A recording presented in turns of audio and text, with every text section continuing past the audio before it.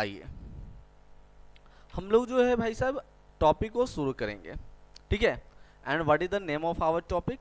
तो आवर जो टॉपिक जो है फिलहाल का हमारा, वह टॉपिक का नाम क्या है? तो डेमोक्रेसी। डेमोक्रेसी में हम लोग पढ़ रहे हैं understanding democracy, and this is our part 2, right. तो हम लोग यदि बात करते हैं till previous class what we have learned, ठीक है। तो यदि हम बात करते हैं प्रीवियस क्लास में हम लोगों ने जो है पढ़ा था डेमोक्रेसी क्या होता है, डेमोक्रेसी का हिस्ट्री वगैरह क्या होता है। यह क्लास कौन से बच्चों के लिए यूजफुल होने वाले हैं? तो यह क्लास जो है वैसे बच्चे जिन्हें जो सीबीएसई के हैं, central board of secondary education, 2027 में क्लास 9th का एग्जाम देंगे, उन लोगों को बच्चों में बतला दूं कि हमने अपने प्ले स्टोर पे जो है डीवी कॉमर्स क्लासेस ऐप जो है आप लोगों के लिए फ्री कर दिया है, जिसमें class 9th and class 10th के जो बच्चे हैं वो फ्री में जो है डीवी कॉमर्स क्लासेस ऐप पे जो है सिविक्स और इकोनॉमिक्स का पढ़ाई अपना कंप्लीट कर सकते हैं, ठीक है। तो यदि हम बात करते हैं ये लेटेस्ट एडिशन वाला है, सेशन 26-27 वाला से है, ठीक है। तो ठीक है, थीम 6 में जो है chapter number 9, class 9th chapter number 9th, ठीक है। टॉपिक का क्या नाम है? Understanding democracy. डेमोक्रेसी का तात्पर्य क्या होता है, डेमोक्रेसी क्या होता है, इसके बारे में समझना, ठीक है। तो इस चैप्टर का नोट्स, अब सवाल आता है इस चैप्टर का नोट्स, तो यह चैप्टर का नोट्स जैसे चैप्टर कंप्लीट होंगे तो आपको डीवी कॉमर्स क्लासेस ऐप पे देखने को मिल जाएंगे। तो इसके लिए आपको क्या करना होगा? प्ले स्टोर से ऐप डाउनलोड कर लेना, उसके बाद रजिस्टर करोगे अपने आप को क्लास 9th के लिए, ठीक है। तो क्लास 9th में रजिस्टर करोगे तो जैसे ही डैशबोर्ड पे आओगे तो फ्री कोर्स आपको मिलेगा, फ्री कोर्स में आपको ये दिख जाएगा, ठीक है। फ्री कोर्स मिल जाएगा, नहीं तो नीचे फूटर पे देखोगे ना, होम के बगल में होगा माई कोर्स, माई कोर्स के अंदर भी आपको ये वाला जो है कोर्स मिल जाएगा। उसी में वीडियो के साथ साथ जो है आपका पीडीएफ नोट्स भी अटैच होंगे, एक बार गो थ्रू कर लीजिएगा, चेक करिएगा। जैसे जैसे आप चेक करोगे उतना और प्रैक्टिस हो जाएगा, आपको पता चल जाएगा, ठीक है। तो चलिए भाई साहब, ये सब हम लोगों ने पढ़ लिया था, रूट भी हमने पढ़ लिया था, ठीक है। और आज से हम लोगों को शुरू करना है ये वाला टॉपिक से, फीचर ऑफ डेमोक्रेसी, मतलब कि डेमोक्रेसी की विशेषता क्या होता है, ठीक है। डेमोक्रेसी की विशेषताएं क्या है? थोड़ा सा I think I am facing lagging issue, आप लोग भी मुझे देख के बतलाना, आप लोगों के साथ भी कुछ ऐसा ही हो रहा है क्या? लैगिंग इशू देखने को मिल रहे हैं, तो मैं थोड़ा सा अपना क्वालिटी को देखता हूँ इनहेंस करके।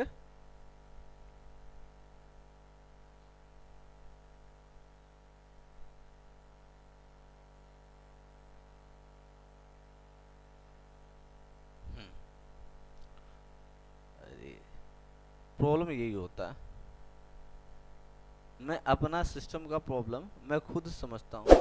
सो यहाँ तो ठीक है, बट क्या करे भाई साहब, याद ही नहीं रहता है, जो जब समय खत्म हो जाते हैं ना तब याद आते हैं, इसमें ऐसे ऐसे चेंजेस करने थे। खैर चलिए, अभी तो मैंने कुछ किया। तो फीचर्स ऑफ डेमोक्रेसी, मतलब कि डेमोक्रेसी की कुछ विशेषताएं देखते हैं। तो सबसे पहला पॉइंट में यहाँ पे क्या कहता है? Final decisions bye elected representative. हमारा जो डेमोक्रेसी है ना बच्चे, इसमें जो अंतिम निर्णय होता है, फाइनल जो डिसीजंस होते हैं, वे रिप्रेजेंटेटिव लेते हैं, जिसे हमने वोट दे करके जिताया, जिन्हें हमने सेलेक्ट करके जिताया, ठीक है, इलेक्शन के थ्रू। अब हम लोग फाइनेंशियल जो फाइनल डिसीजन है वो हम लोग नहीं लेंगे। मान लो कि आपके पप्पा जी अबोव 18 है, क्योंकि मैं आपकी बात इसलिए नहीं कर रहा हूँ क्योंकि अभी आप बिलो 18 होंगे, तो आपके पापा जी 18 साल, मम्मी जी 18 साल, तो क्या देश के लिए वे निर्णय लेंगे, डिसीजन लेंगे, फाइनल डिसीजन? इनकम टैक्स का रेट बढ़ाना है, जीएसटी का नियम चेंज करना है, क्या पापा मम्मी डिसाइड करेंगे? नहीं जी। तो कौन डिसाइड करेंगे भैया? तो हम लोग जिनको रिप्रेजेंटेटिव बना करके भेजे हैं ना, मेंबर को पार्लियामेंट में, जिसको हम लोगों ने रिप्रेजेंटेटिव को भेजा है, उन लोगों के हाथों में है। तो वही बात को कहा गया है कि इन डेमोक्रेसी, डेमोक्रेसी की बात करते हैं तो फाइनल डिसीजन जो होते हैं वो किनके हाथों में होते हैं? तो इलेक्टेड रिप्रेजेंटेटिव के हाथों में होते हैं, जिनको हमने वोट देकर के जिताया, जिनको हमने वोट देकर के वहां पर बैठाया है, उनके हाथों में होता है। It must functions with in the limit, और वो भाई साहब को अपने लिमिट में रह करके काम करना होगा। तो उनका लिमिट क्या दर्शाता है भैया, तो उनका लिमिट दर्शाता है कॉन्स्टिट्यूशंस, ठीक है, संविधान। तो संविधान में जो नियम बनाए गए हैं, संविधान के अंदर जो रूल्स रेगुलेशंस, उसके दायरे में रह करके ही काम किया जाएगा, ठीक है। याद रखिएगा बच्चे, कॉन्स्टिट्यूशंस के ऊपर कोई भी नहीं है, कोई भी नहीं है, कोई भी नहीं कॉन्स्टिट्यूशंस के ऊपर, ठीक है। आगे बढ़ते हैं। दूसरा, फ्री एंड फेयर इलेक्शन। दूसरा जो टॉपिक है फ्री एंड फेयर इलेक्शन। अब ये क्या कहता है, तो डेमोक्रेसी का दूसरा विशेषता है फ्री एंड फेयर इलेक्शन। इसमें कहता है कि जो हमारा जो डेमोक्रेसी है, ठीक है, हमारा जो डेमोक्रेसी है इसमें वोट देने का अधिकार है। हम लोग प्रीवियस क्लास में यूएएफ यानी कि एडल्ट फ्रेंचाइजी के बारे में पढ़े थे, यूनिवर्सल एडल्ट फ्रेंचाइजी के बारे में पढ़े थे, राइट। तो जो डेमोक्रेसी है उसमें हमारे पास दिया गया है वोट देने का अधिकार, और वोट देने के लिए भैया हमको पैसा नहीं देना है किसी को कि हम पैसा दे रहे हैं हमको वोट देने दो, नहीं जी नहीं, हम फ्री हैं वोट देने के लिए। फेयर इलेक्शन करवाएं, सही तरीके से इलेक्शन करवाया जाए, सही तरीके से इलेक्शन हो, ये हमारा कर्तव्य बनता है, ठीक है। अब इसके लिए देखो क्या होना चाहिए, सर्वप्रथम सबसे पहले voter must be honest, honestly counted, ठीक है। वोटर्स को हम जो वोट दे रहे हैं, हमारा वोट को ईमानदारी पूर्वक काउंट करना पड़ेगा। दूसरा, ठीक है, दूसरा कहता है voters should freely without any kind of pressure from those power, ठीक है। मतलब कहने का मतलब कि यदि हम वोट दे रहे हैं तो हमको कोई रोक टोक नहीं करेगा, तुमको उसको वोट देना है तुम उसको वोट दोगे, नहीं जी नहीं, हम स्वतंत्र हैं, हमको जिसे वोट देना होगा उससे हम वोट देंगे, हमें कोई प्रेशर में नहीं दे सकता, डाल सकता है कि आपको उनको वोट देना है। तीसरा, voters should have the right to choose freely among this competing in the election. जब हम वोट देने जाते हैं ना, तो एक आदमी तो होता नहीं है वहां पे, बहुत सारे रिप्रेजेंटेटिव होते हैं, तो हमें किनको वोट देना है, हम किसको वोट दें, ये डिसाइड करने का अधिकार हमारा होगा। हमें कोई समझाने वाला नहीं होगा, हमें कोई बतलाएगा नहीं कि आप उसको वोट दो या इसको वोट दो, ये कंप्लीट राइट मेरा है, ठीक है। चौथा, election should be held regularly. Election को रेगुलर बेसिस पे, लगातार बेसिस पे होते रहना चाहिए। रेगुलर बेसिस कहने का मतलब क्या, डेली इलेक्शन होगा, नहीं, ईच एंड एवरी 5 ईयर, प्रत्येक 5 सालों में वोट होगा।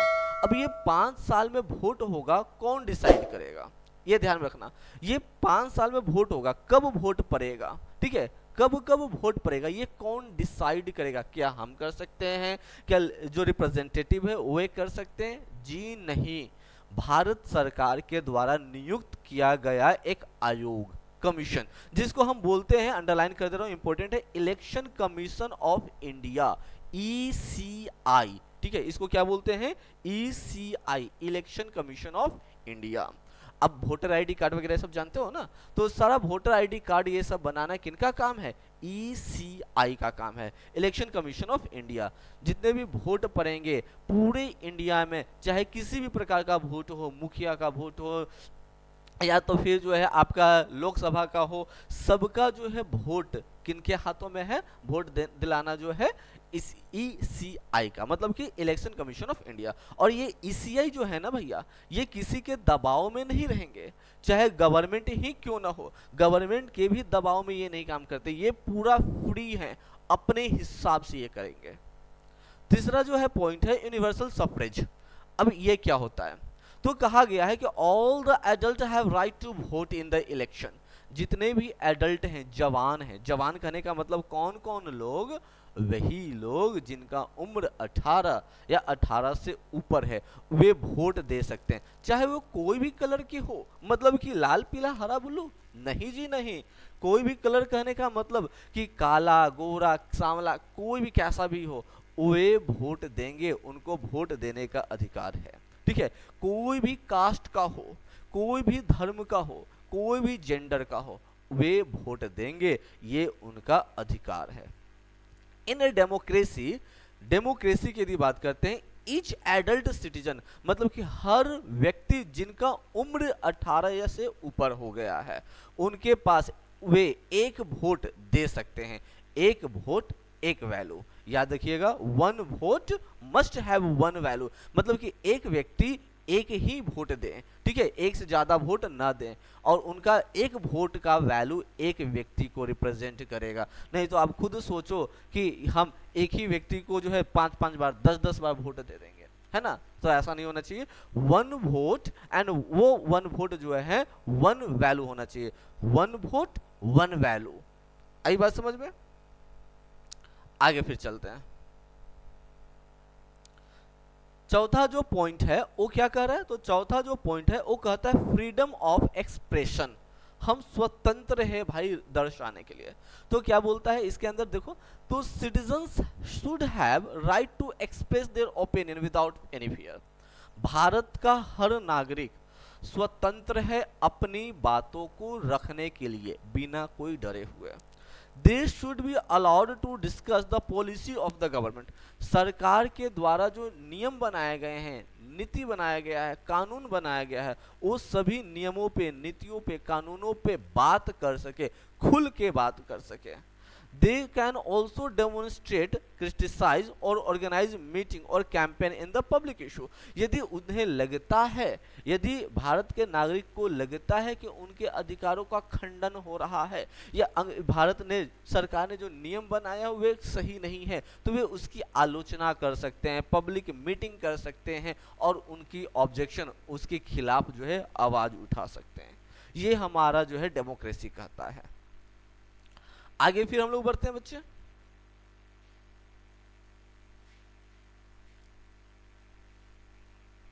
तो देखो आगे में क्या कहता है, तो अगला में कहता है फ्रीडम टू फॉर्म एसोसिएशन, संगठन बनाने की स्वतंत्रता हर भारतीय लोगों के पास, ठीक है, हर भारतीय लोगों के पास स्वतंत्रता है कि वह संगठन, फ्री संगठन बना सके, ठीक है, वे संगठन का निर्माण कर सके।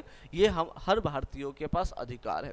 कोई हमें रोक नहीं सकता है कि आप क्यों यूनियन बना रहे हो, आप क्यों जो है ग्रुप बना रहे हो, कोई हमें रोक नहीं सकता है। इनफैक्ट गवर्नमेंट भी हमें नहीं रोक सकती है कि आप क्यों ऐसे कर रहे हो। ये हमारी स्वतंत्रता है, ठीक है।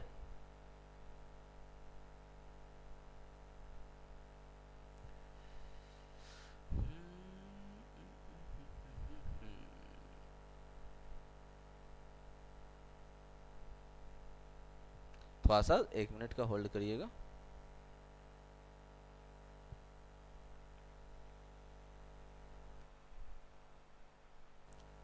ओके, अप्लाई, ओके,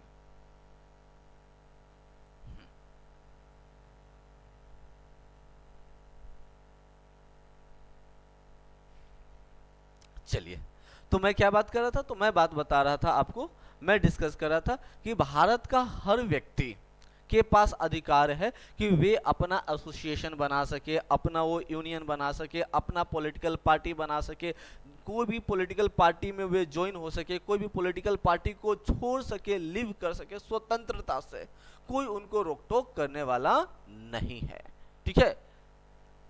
आगे बढ़ते हैं, freedom of culture and religion. इसके अंदर क्या कहता है, तो कहता है कि हर भारतीयों के पास, ठीक है, हर भारतीयों के पास की मैं बात कर रहा हूं, देखो, तो कहता है कि a democracy allow people to follow their own believe and faith. हमको ये चीज अच्छा लगता है, हमको वो चीज अच्छा लगता है, अरे भाई पालन करो, तुमको कोई भी नहीं रोक सकता है कि तुम हिंदू धर्म को क्यों पालन कर रहे हो, तुम मुस्लिम हो कि हिंदू को क्यों पूजा करते हो, हिंदू देवी देवताओं को क्यों पूजा कर रहे हो, नहीं जी नहीं। हमारे भारत में स्वतंत्रता है, हमारे भारत डेमोक्रेसी को अडॉप्ट किए हुए है, हर कोई स्वतंत्र है, जो भी चीज को पालन करना वो चीज को तुम पालन कर सकते हो, ठीक है। People can openly and freely follow any religion.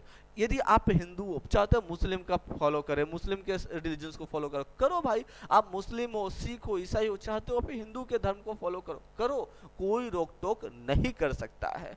आपको लगता है कि हम उर्दू बोलेंगे, मलयालम बोलेंगे, तमिल बोलेंगे, हिंदी बोलेंगे, भोजपुरी बोलेंगे, इंग्लिश बोलेंगे, भैया कोई भी भाषा बोलियो आप, ठीक है, कोई भी भाषा बोलियो, कोई रोक टोक करने वाला नहीं है। the right of the minorities should not be in any way less than those of the majority। एक बात पे ध्यान में रखना है आपको कि अल्पसंख्यक मतलब कि वैसे लोग जिनकी संख्या हमारे भारत में कम है, उनकी अधिकारों को उनको कोई बुरा ना लगे, उनको कोई दुख ना हो, उन्हें कुछ ठेस ना पहुंचे, इस बात पे ध्यान रखिए। आगे बढ़ते हैं, इंडिविजुअल्स फ्रीडम, इसके अंदर क्या कहता है, इन ए डेमोक्रेसी मतलब कि डेमोक्रेसी में, लोकतांत्रिक की यदि हम बात करते हैं तो सिटीजन्स एंजॉय पर्सनल फ्रीडम, हर कोई अपना स्वतंत्र है, हर भारतीय स्वतंत्र है, जैसे कि कहीं भी आ जा सकता है, कहीं पे रह सकता है, हमको भारत में आने जाने के लिए भारत के कोई भी कोना में हम घूम सकते हैं, बशर्ते अपने पास ये पैसा होना चाहिए। नहीं तो कह दोगे कि सर ने हमको पढ़ाया था कि भारत के कोई भी कोना में घूम जाएंगे और आराम से बस पे, ट्रेन पे, प्लेन में बैठ गए और वहाँ पे जो है पहुँच गए, और उसके बाद पैसा मांगता है तो कहिएगा कि सर तो हमको बोले हैं कि कोई भी अपने भारत देश में कहीं भी घूम सकते हैं।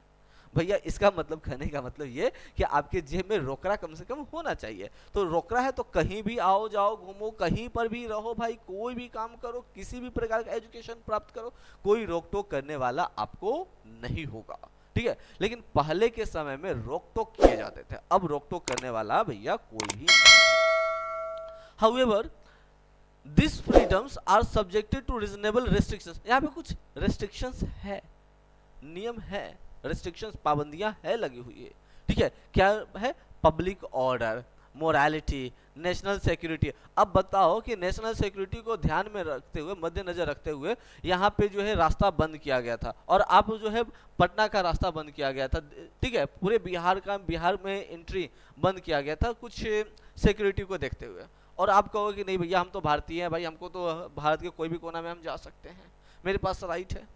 तो भैया ये गलत बात हो गई है ना फिर। तो कुछ रेस्ट्रिक्शंस के साथ, कुछ पाबंदियों के साथ हमारे पास राइट है, ठीक है।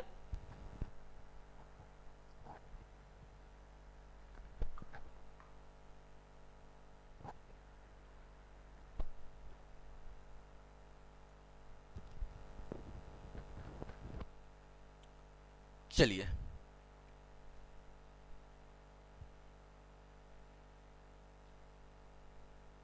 आगे की फिर बात करता हूं। रूल ऑफ लॉ, कानून का नियम, कहता है कि इन ए डेमोक्रेसी, डेमोक्रेसी में the rule of law prevails, कानून का नियम हमारे यहाँ चलता है। नो इंडिविजुअल, कोई भी अकेला व्यक्ति या फिर ग्रुप जो है कानून से ऊपर नहीं है, सारे के सारे लोग कानून के नीचे। In fact president, prime minister of India is also below the law, कानून के नीचे।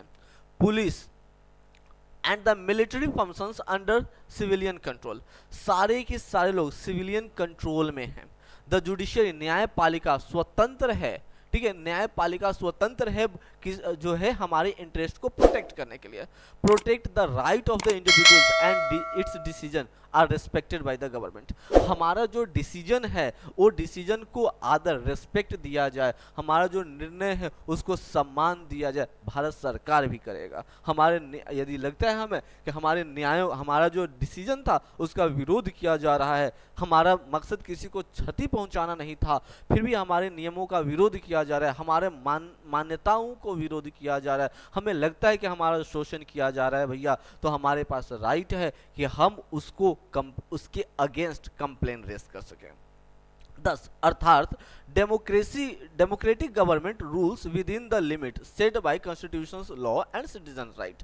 अर्थात in short we can say कि डेमोक्रेसी जो है वो काम करता है एक लिमिट में, एक कॉन्स्टिट्यूशंस का जो लिमिट है, दायरा है, वह दायरे में रह करके संविधान काम करता है, हमारा देश जो है वह काम करता है, ठीक है, हम सभी की इंटरेस्ट को प्रोटेक्ट करते हुए। आगे फिर देखते हैं थोड़ा सा, तो देखो आगे फिर क्या कहता है, all of the above minimum necessary features of any country appearing is called democratic country. देखो अभी जितने भी हम लोगों ने फीचर्स पढ़ा, ठीक है, जितने भी अभी हम लोगों ने फीचर्स पढ़ा, ये सब आवश्यक है, कम से कम आवश्यक विशेषताएं हैं जिससे हमारे देश को डेमोक्रेटिक कंट्री कहा जा सकता है। तो डेमोक्रेटिक कंट्री का डेफिनेशन थोड़ा सा यहाँ पर इंपॉर्टेंट हो सकता है, इसलिए मैं हाईलाइट कर दे रहा हूँ। ऑल द अबव का मतलब क्या हो गया, ऊपर जितने भी पॉइंट्स थे, ठीक है, आर द मिनिमम नेसेसरी, ये कम से कम नेसेसरी है, ठीक है, फीचर हमारे इंडिया का कॉन्स्टिट्यूशन को बरकरार रखने के लिए, और इसको हम क्या बोलते हैं, डेमोक्रेटिक कंट्री बोलते हैं, ठीक है। आगे फिर बढ़ते हैं भैया।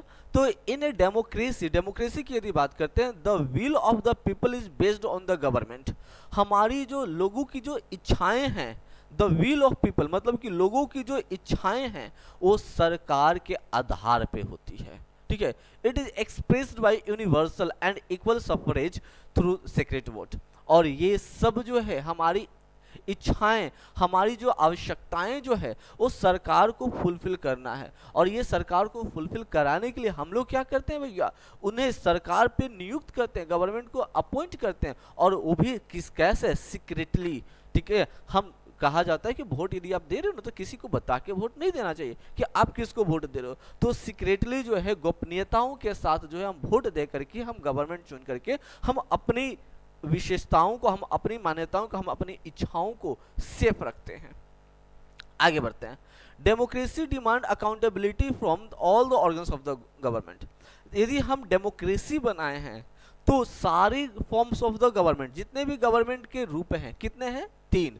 लेजिस्लेचर जो क्या करते हैं, नियम बनाते हैं, एक्सिक्यूटिव जो नियमों का पालन करवाते हैं, और जुडिशियरी यदि नियमों का विरोध होता है तो उसको न्याय देते हैं। तो ये तीनों जो है, लेजिस्लेचर, एक्सिक्यूटिव और जुडिशियरी, ये तीनों के तीनों हमारे ही अंदर है, हमारे गवर्नमेंट के अंदर है। ये तीनों के तीनों कौन कौन, लेजिस्लेचर, एक्सिक्यूटिव और जुडिशियरी, ये तीनों के तीनों जवाबदेही होंगे, रिस्पॉन्सिबल होंगे, अकाउंटेबल होंगे ये सब, ठीक है।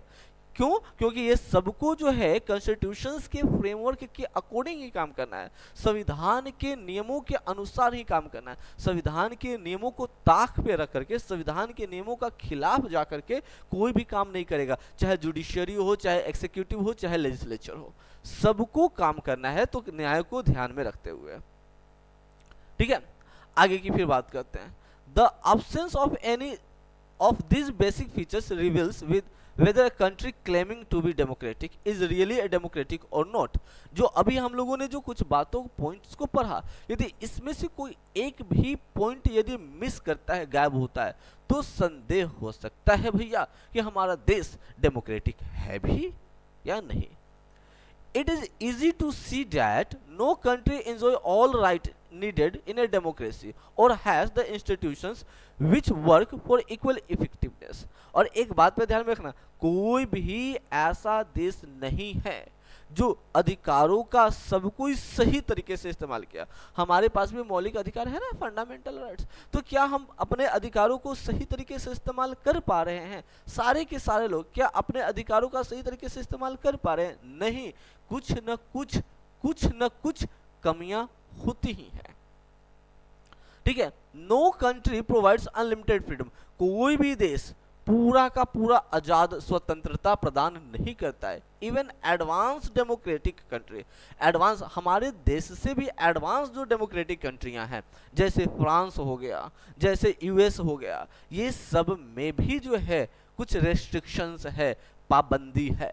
ये सबको भी जो है पब्लिक ऑर्डर और सिक्योरिटी को ध्यान में रखते हुए कुछ अधिकार उनका भी रिजर्व किया गया है।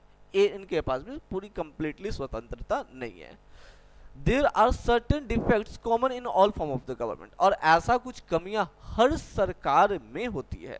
दे अराइज बिकॉज, ऐसा क्यों होती है? क्योंकि inherited and extent weakness of the human nature, हमारा नेचर होता है भैया, कितना भी नियम बना दिया जाए ना, गलती करेंगे ही करेंगे, इंसानों का ये नेचर होता है, ठीक है। आगे फिर बढ़ते हैं। टाइप्स ऑफ डेमोक्रेसी, डेमोक्रेसी कितने प्रकार के होते हैं?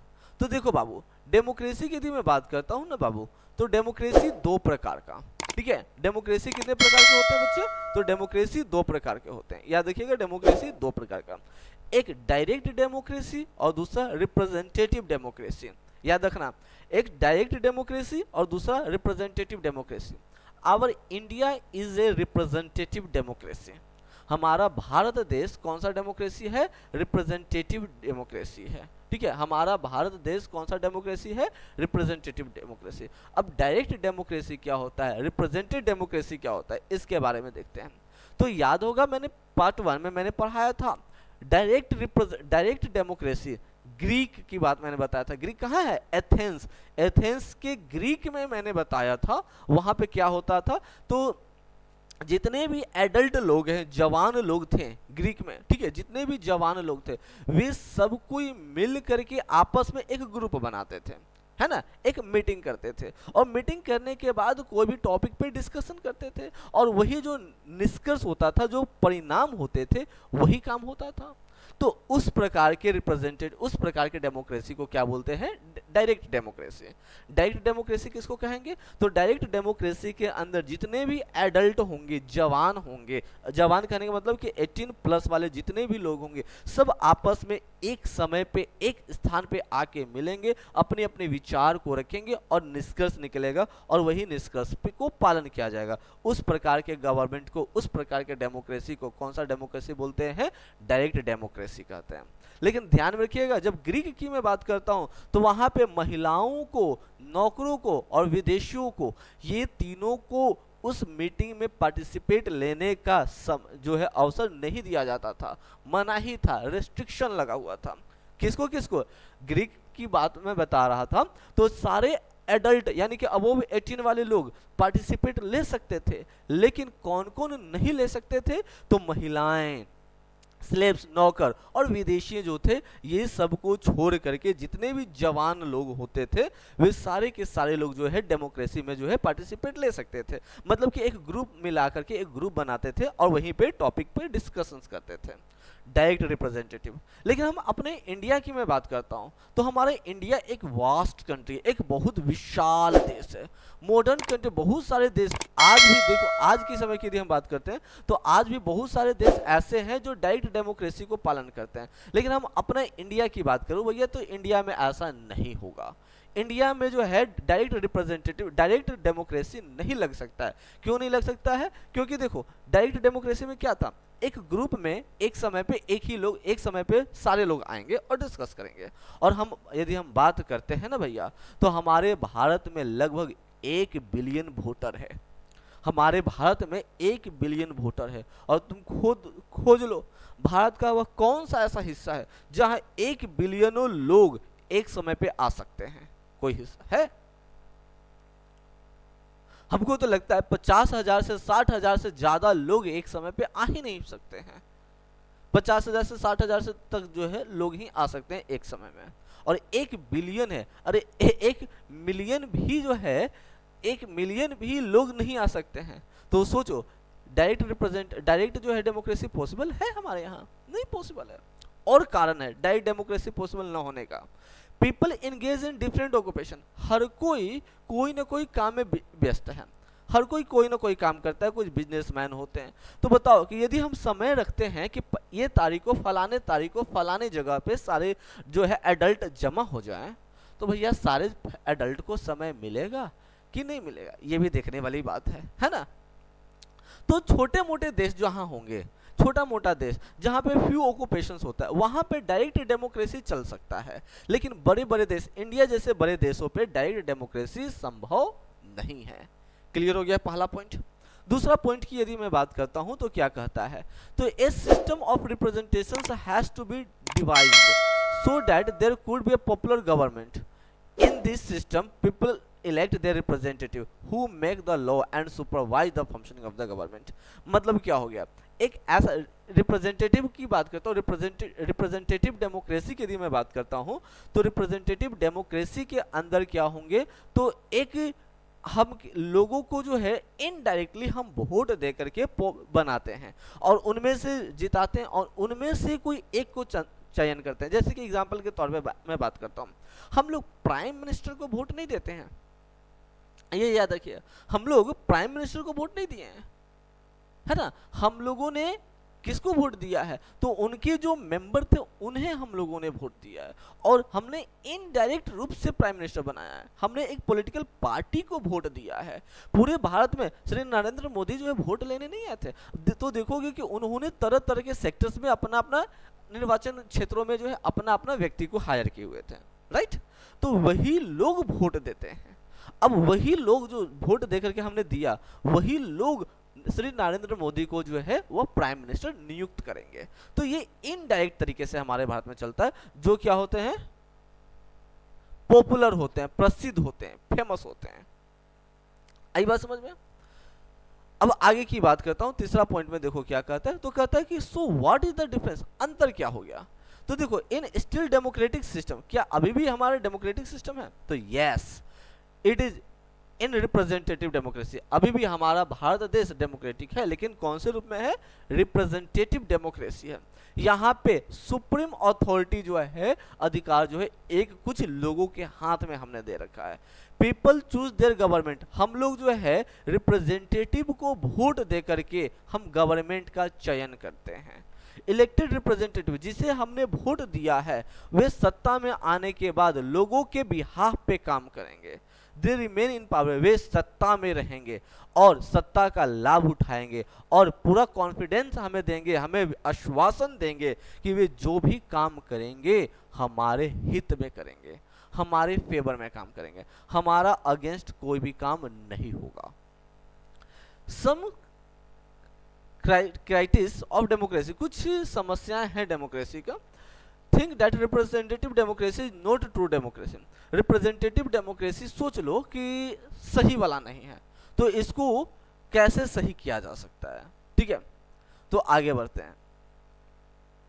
यहां कहता है कि let us consider direct democracy with population. अब एग्जांपल लेके चलता है, एक डायरेक्ट डेमोक्रेसी की बात करता हूं, जहां पे एक देश जहां पे 3000 लोग हैं, तो क्या 3000 लोगों को बोलने का अधिकार है? सोच लो। तो कहोगे कि सर वहां पे are the view of to listen consideration, मतलब कि क्या 2000-3000 लोग जो बोल रहे हैं, क्या 2000-3000 की लोगों की बातों को सुना जा सकता है? संभव है? एक जगह पे लेके चलते हैं, एक प्लेस लेके चलते हैं जहां पे 3000 लोग आए हैं, बात कर रहे हैं, तो क्या 3000 लोगों की बातों को सुना जा सकता है? खुद सोच के देखना।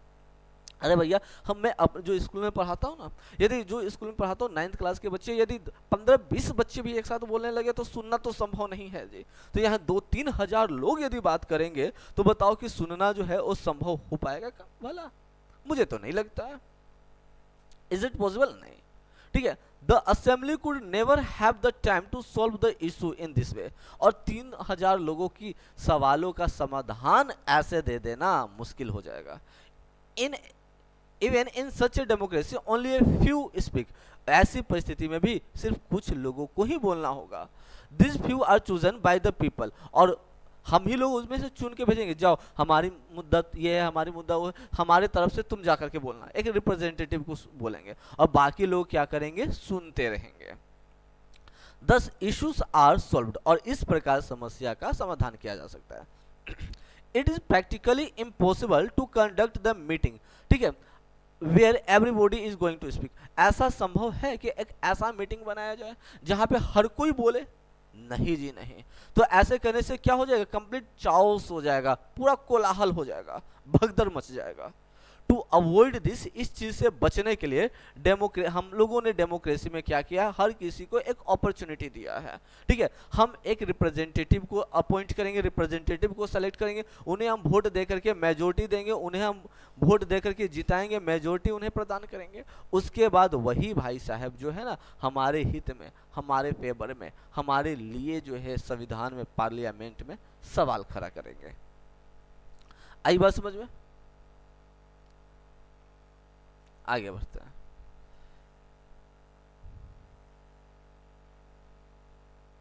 क्या टॉपिक का नाम है? Democratic system in the world. ये है एक टॉपिक।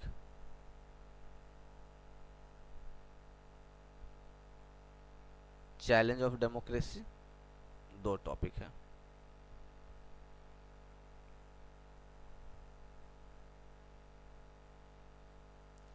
तो ये दो टॉपिक को आई एम थिंकिंग कि इसको नेक्स्ट क्लास में कवर किया जाए।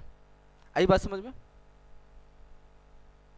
तो फिलहाल अभी यहाँ पे हम लोग रुकते हैं, मिलते हैं नेक्स्ट क्लास में जो है डेमोक्रेटिक के बारे में, democratic system in the world वाले टॉपिक से। तब तक के लिए सारे बच्चों को bye bye, take care, all the best and have a good day. Bye everyone.